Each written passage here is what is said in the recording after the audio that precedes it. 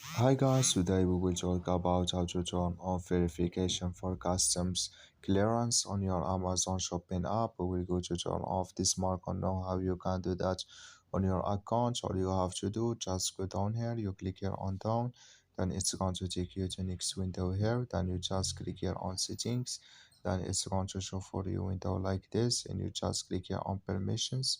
So you go down, you just waiting to show for your window like this, and you just go down here, so you keep going down and you come, so you just go down and you keep going and you come to list here, you come here to verification for customs clearance, you click here on this mark or this color, and like you see now color it's gone, that's main verifications for customs clearance, it's on off now.